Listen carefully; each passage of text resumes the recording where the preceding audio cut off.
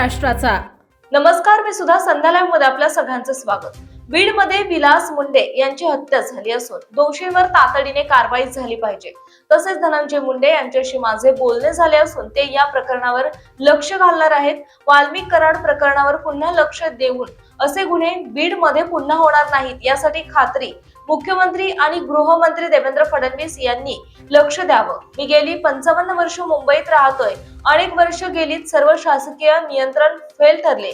मुंबईची तुंबई व्हायला फडणवीस सरकारच जबाबदार आहे असंही यावेळी आव्हाड यांनी म्हटलंय। याची झालेली हत्या ही अतिशय निर्घृण आणि एखादा प्रामाणिक माणूस एखाद्याला सोडवायला गेला आणि त्याच्यात तो स्वतःचा जीव गमावून बसला, अत्यंत दुर्दैवी, अत्यंत दुर्दैवी। आणि त्याच्यामुळे त्याची सखोल चौकशी झाली पाहिजे। पण उगाच कोणातरी नाव त्याच्यामध्ये घ्यायचं आणि कारण नसताना त्याला जाती रंग द्यायचा यालाही आम्हाला मान्य नाही। आणि त्यामुळे राष्ट्रवादी काँग्रेसची स्पष्ट भूमिका आहे की विलास मुंडेला न्याय मिळाला पाहिजे।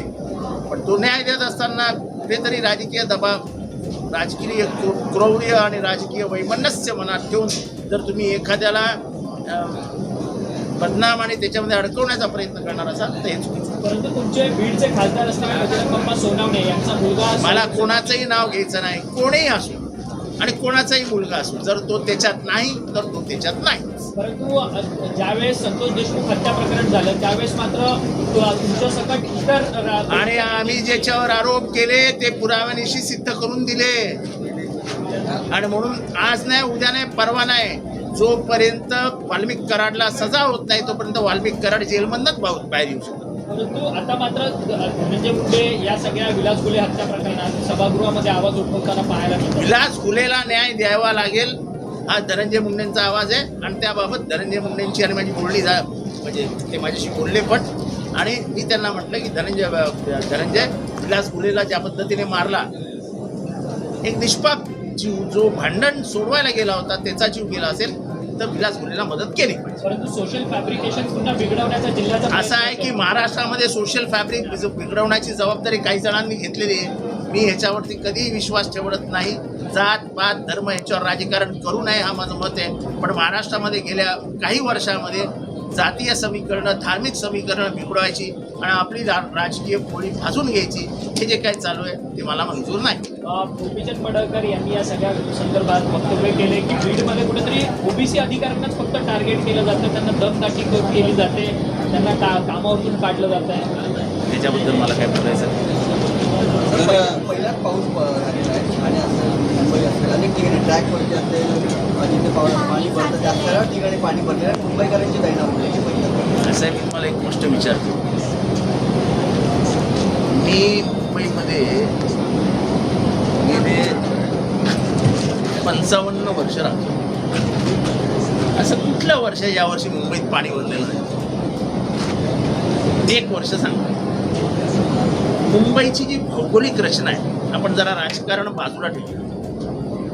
मुंबई हे काय 5000 वर्षापूर्वीचं बेट आहे का? मुंबई हे भराव टाकून निर्माण झालेली 7 बेटांची एकत्रित केलेली एक बेट झालं। त्यामुळे भरणी टाकताना लाईन दोरी लावली होती का? सपाटीकरण आहे का?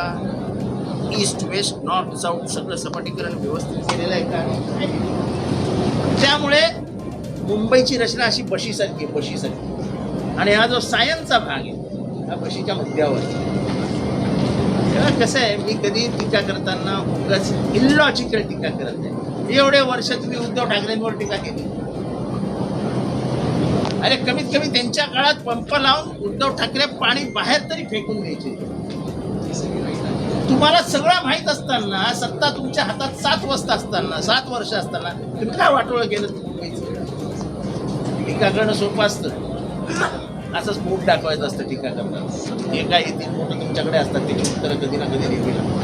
परंतु सत्ताधारी म्हणतात की 25 वर्ष मुंबई महापालिका ते जाऊ द्या, तुमच्याकडे होतं आलं ना, 7 वर्ष तुमच्याकडे काय काय केलं? काय केलं काय?